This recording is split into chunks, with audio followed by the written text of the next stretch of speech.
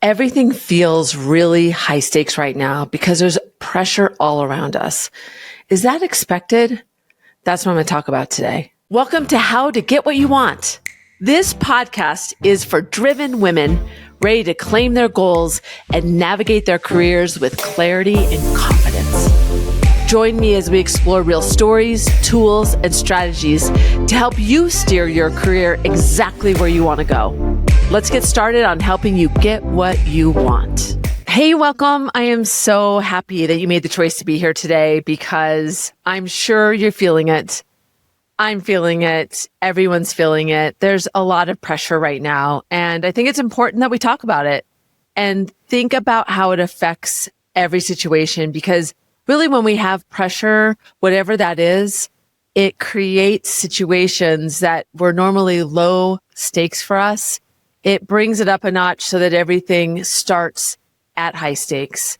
Pressure challenges you and it helps us. There's risk and reward. It's good to have pressure. We've all felt the pressure of when we have to go on vacation and get things done, how we can get this energy, this gear that is usually unavailable to us to get things done. And we think, oh my gosh, if only we had this all the time. And so that's good pressure. But long-term pressure when it's day after day, especially when it's compounded by different variables, outside variables that are just a part of life, that might be personal to you, to me, the stress around just different things that are going on with our loved ones, volatile market conditions, uncertainty that can create pressure. And then when you add to that within the organization, downsizing, changes of management, budgets that are constrained, those are all factors that create pressure. And sometimes it's just expected that we learn how to handle all of those things. But it feels like all the teams that I've been talking to, I can really just feel they've told me that nothing's low stakes anymore. Every meeting, every conversation, because there's this noise or this layer of stress going on, it's almost like living next to a highway where you get used to the noise all the time, but how do you really live with it every day? You're living with that noise all the time and you may not even notice it, but it provides this level of stress in your background all the time. That's what this pressure that when you don't get an opportunity to experience life without it, like there's not a pause. I had one person say to me recently, there used to be a light at the end of the tunnel, but now there's no light. And so when you have that realization, one of the things that is a factor that Gallup studies is the needs of followers are trust, stability, compassion, and hope. And they just did some research right now, and they found that the one that people are really longing for and lacking in huge amounts is hope, that the future is going to be better than our present. So when you think about pressure and living in high stakes and that need of followers, which is a need of all of us to have hope, you understand how pressure could also add to our inability to have a hopeful future because there's so much that's unknown. It is an expectation as you go up in an organization that you know how to handle stress and how to handle pressure and how to handle high stakes situations. And I'm hearing more and more of those leaders say, I can't stay motivated. This is really exhausting. But it is important to figure out how do you do that. And I think I'm not going to be able to give you the magic shot or the golden nugget that is going to change everything for you. But when you recognize the factors that are contributing to it, that's the first thing that you can do. In fact, Harvard and MIT have had research that they have found that people that can manage pressure and stress, they have better outcomes and they are able to maneuver more successfully in organizations, and they can actually create an atmosphere of collaboration because they're kind of, by the way they're moving through it, they're illustrating to others that it's okay and they're creating the environments for people to feel open to it. Because what happens is when we feel under pressure, that causes us to be emotionally tied up, to experience emotion, which creates this inability to really think objectively. And so that is something that impedes collaboration and creativity. And so people that can manage that are able to find that for themselves and for others. And that's really important. And when you properly channel it, it enhances your focus and decision making. And you learn how to not try to boil the ocean, but take steps to get yourself out of it. It is not a myth that we need to understand how to deal with pressure. And it's really basically a reality, right? We don't have an option, especially if we're working in corporate environments where there's additional pressure there. We need to figure out how to deal with it, how to move through it, how to identify it so that we can put in place things that will help us move through it and get the buy-in, get the momentum, get the motivation for ourselves and for the people who work for us and work around us. It's really important to take this time to not just say, oh, I can't wait till it's over. But what can I do in these moments to practice whatever it takes to become a better manager, to move that muscle, to not to be a better manager, but a manager of the pressure that's around you, the pressure that's affecting you? How can you exercise those muscles so that it becomes something that you can deal with? And again, we can't take it away. All we can do is put in place some skills that will help us move through the pressure to get on the other side.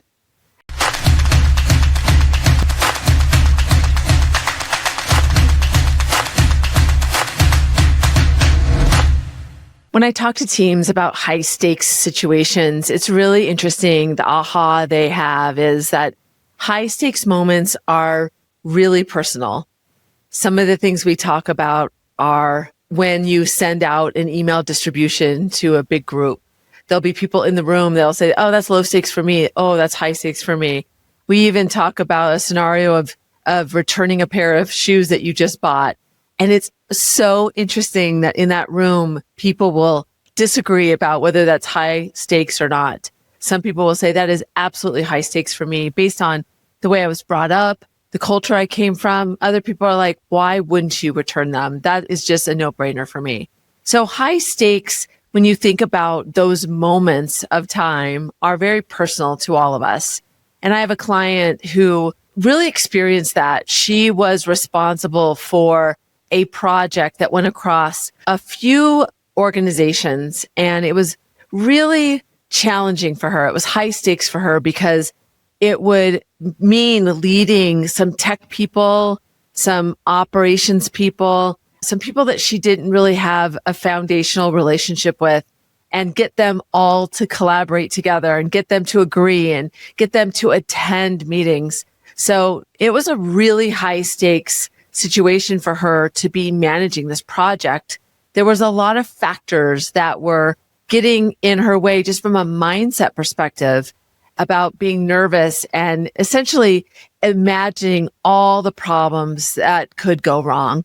And there's some real power in that, in looking at what could go wrong so that in the moments when you're faced with those problems, you've thought them through or you have a plan. But she and I worked through some of those things that were really obvious, that were factors that she needed to really work through. And it was interesting because as she worked through them and got more comfortable week after week, because this project was going to go for more than 9 months, she knew she had to do a good job.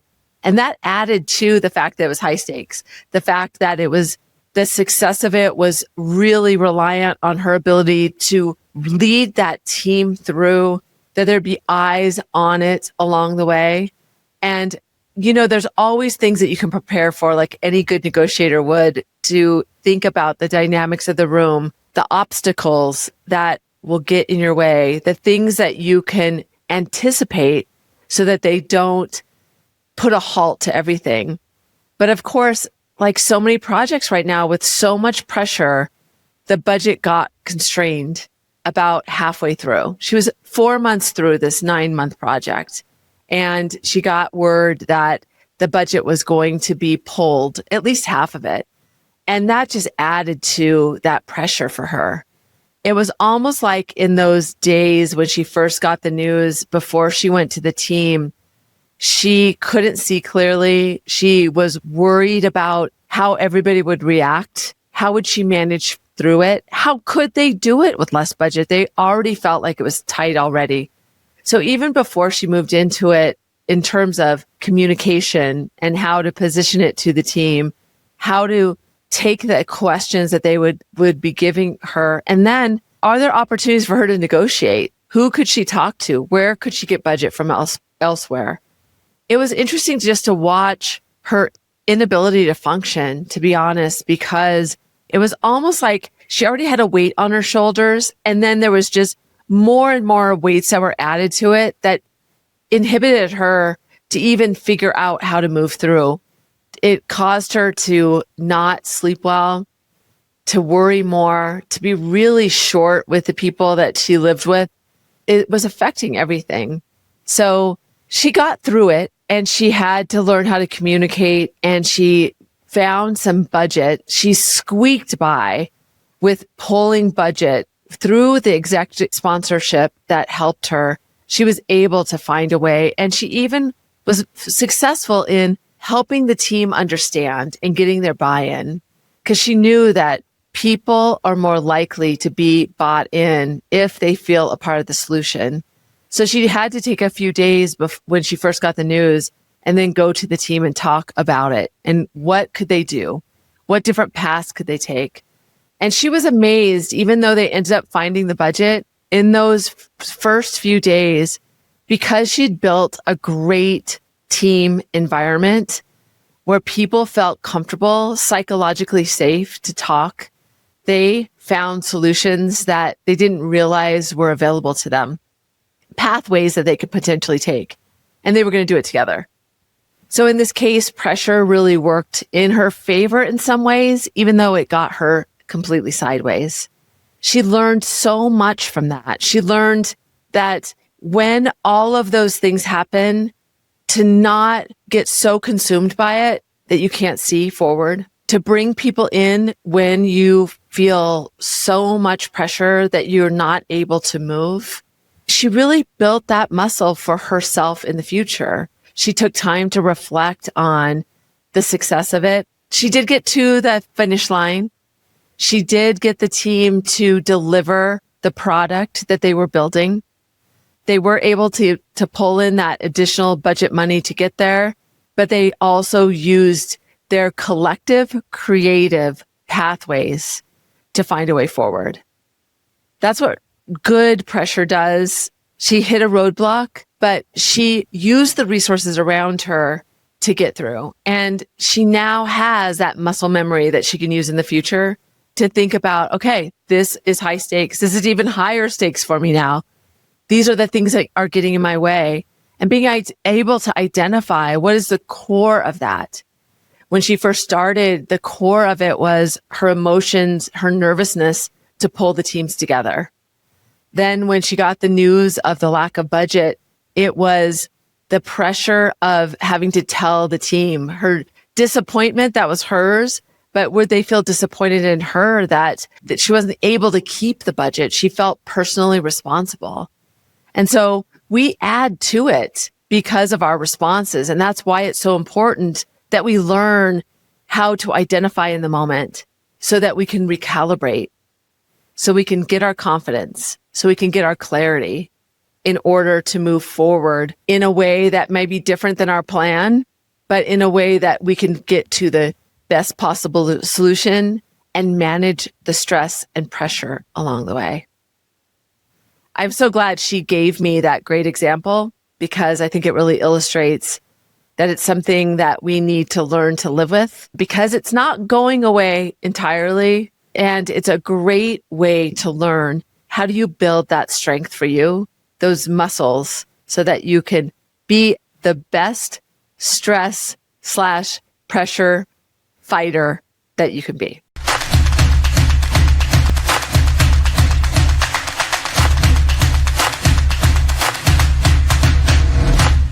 So I'm going to give you some things to think about when you're under pressure, because I know you are.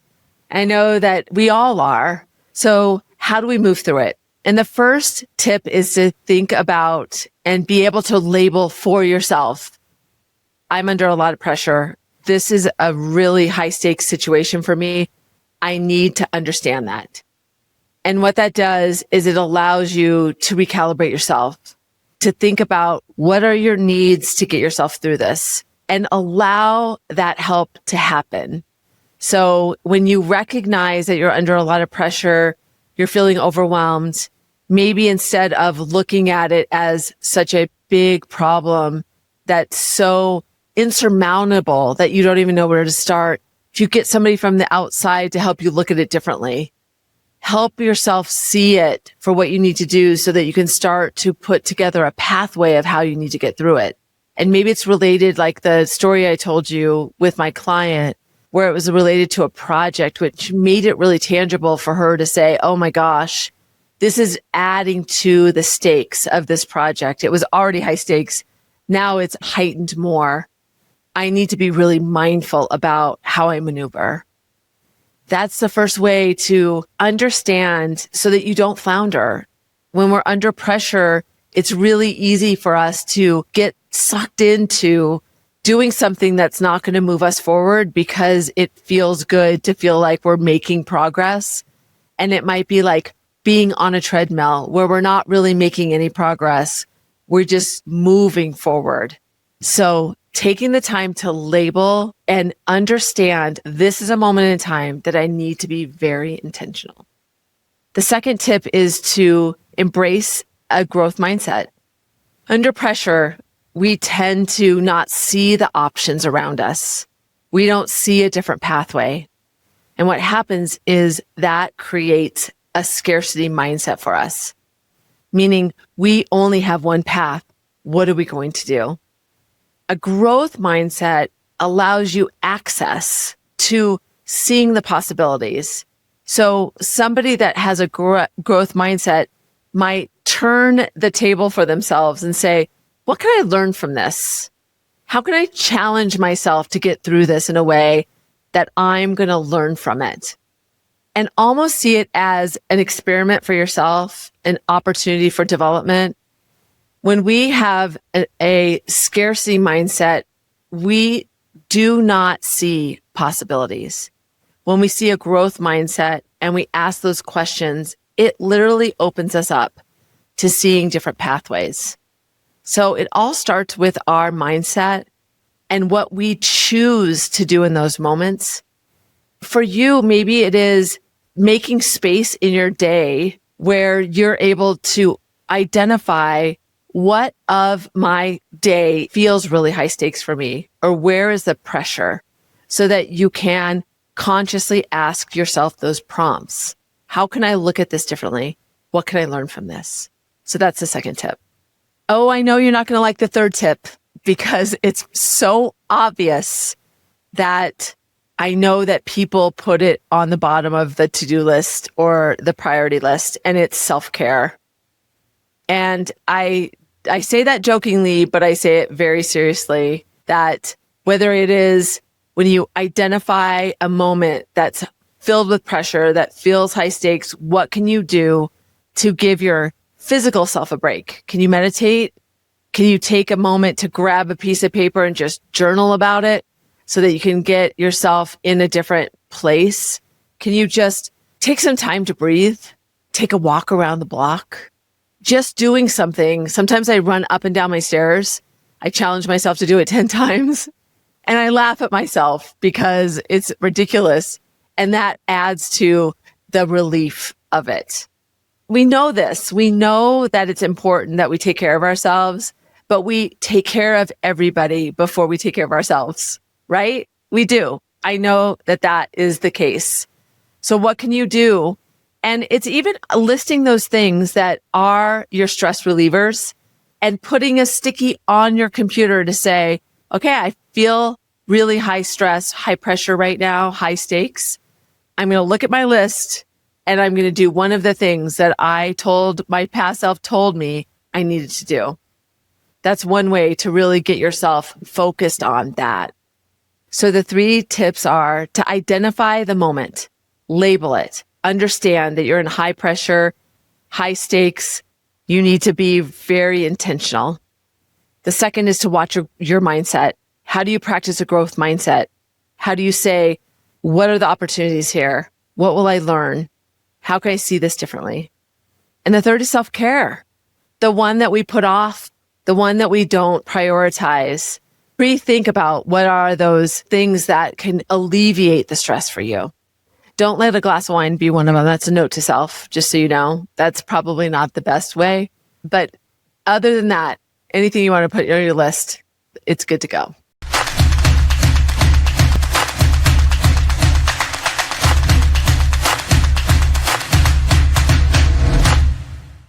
If this topic is landing for you, you may be in one of those moments where you really need to be intentional about how you move through. Thinking about what is creating this high stakes moment for you. Is it the combination of pressure? Is it the expectations of the people around you? You know, high stakes can also be heightened when your relationship with your leader is hampered or with your colleagues. So taking a moment to understand what factors are contributing to the pressure that you're feeling so that you can be proactive and intentional how to do it, how to move forward. So if this landed for you, here's the challenge. Here's the prompt that I want to give you to take action.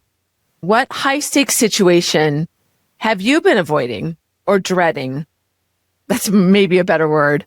What are you avoiding or dreading? And what steps can you take today so that you're moving toward it so that you don't avoid it? Sometimes pressure and thinking about something we don't want to do because it does feel uncomfortable or high stakes, the more we avoid it, the higher stakes it becomes for us. Maybe we made a promise to get it done. Maybe we know we need to get it done. Maybe we've just been facing it for a long time. We're creating our own case study around how do you apply gasoline to the fire. So what can you do? What situation are you dreading or you're putting off because it feels really uncomfortable? And what can you do today to move yourself toward it? I know that when I even make any progress towards something that's really difficult for me, I feel better and it allows me to accelerate toward it.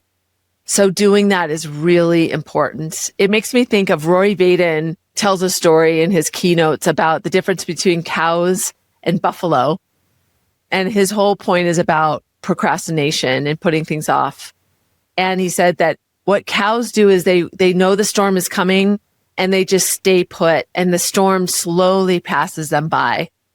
But a buffalo senses the storm and runs toward it. So the storm actually lasts less time for them because they just run right through it. So taking action can be powerful to make you feel in control, feel less pressure, and just have movement. It's like feeling the wind in your sails. When you feel that, you can multiply that acceleration to get through those times of high stakes, high pressure situations. If you like this podcast, I'd love you to join me on my newsletter. It comes out every week, sharing more deep stories, personal stories of how to adopt a negotiator mindset for better outcomes. Go to negotiationlove.com. You can find all the information to sign up there. And I'm so glad that you make the choice to be here. Thank you. And feel free to reach out to me. I would love to hear about your stories of how you are maneuvering successfully and becoming your own negotiator. Because remember, negotiation isn't just a skill. It truly is a mindset. Until next time.